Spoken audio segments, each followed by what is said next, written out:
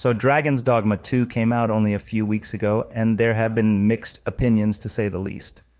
I decided to wait a while for all the patches and bug fixes to release because I guess apparently that's the new standard of AAA gaming.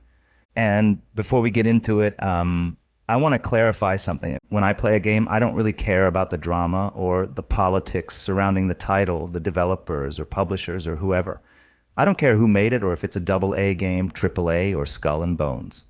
I don't care if my character is blue, green, or purple. Only if it's a good or a bad game. And I think Dragon's Dogma 2 is a good game. So let's talk about the best thing that Dragon's Dogma 2 has to offer, and that's gameplay. The open world is one of the most immersive I've seen since AC Odyssey and Red Dead Redemption 2.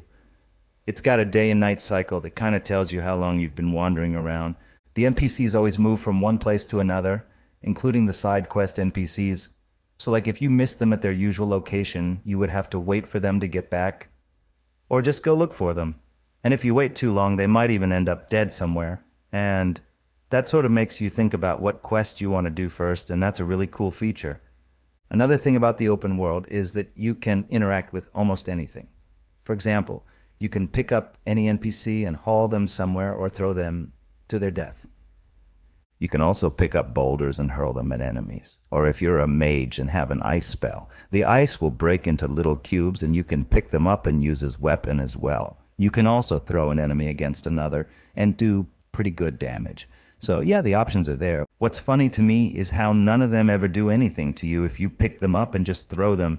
They just get back up and go back to their business. I mean, they do cuss you out and stuff and get mad, and you'll lose the dialogue option for a while. But that's as far as it goes. But what's crazy is you can kill main quest NPCs, which I don't recommend. The pawn system is okay, I guess. They talk to you and stuff, and show you the way to whatever quest you're doing, but after a while, they just start repeating the same lines, so I kind of ignore them altogether. I hope Capcom adds more dialogues to the pawns in future updates or something, or even in a DLC, because I'm kind of tired of hearing them talk about the same thing all the time. Next is combat, which I think is pretty amazing. The action is smooth and fluid, and there's a lot of build diversity for every vocation.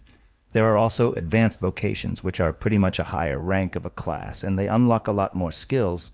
You can really feel the impact of your attacks, and I think that's a critical element in any RPG, and Dragon's Dogma 2 really nailed it.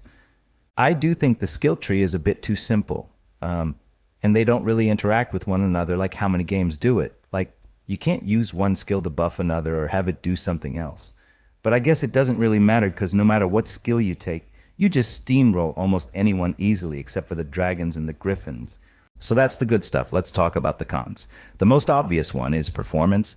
This has been the source of many complaints, and understandably so. For me, the game runs pretty decent at 60 FPS, but that will drop whenever I come into town, and it will fluctuate between 40 and 60. For some reason, though, running at lower graphics doesn't really help. I've been getting the same performance running at medium and ultra, and it's been like that since day one. I'm playing on the RTX 4070. So not exactly the top of the line machine, but yeah.